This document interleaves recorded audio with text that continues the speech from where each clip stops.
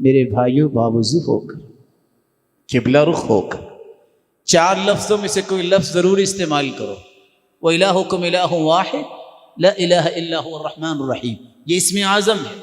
دوسرا لفظ الف لام میم اللہ لا الہ الا هو الحی القیوم۔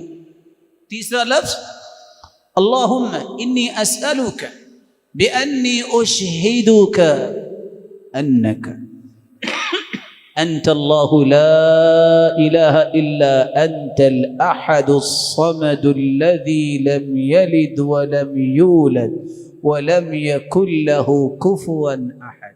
چوتھا لفظ اللہم لا الہ الا انت المنان بدیع السماوات والارض ذا الجلال والاکرام۔ ان 4 لفظوں میں سے کوئی لفظ بھی بولو، حدیث کہتی اللہ کبھی تمہاری دعا کو رد کریں گے ہی نہیں۔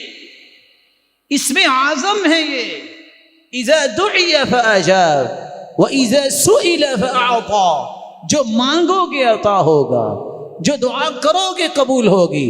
پھر اس کے بعد درود پڑھیے، درود پڑھنے کے بعد یقین کر کے دعا کیجیے۔ کیسا یقین؟ ادعوا اللہ وانتم موقنون بالاجابہ، یقین ہوگا، یہ ناممکن میرے نزدیک ہے۔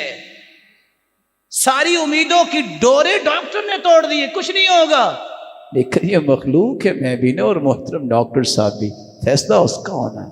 اللہ مجھے یہ چاہیے، فَلْيُعْزِمِ الْمَسْأَلَةَ، چمٹ کے دعا کیجئے، یقین کے ساتھ کہ وہ ضرور سنے گا۔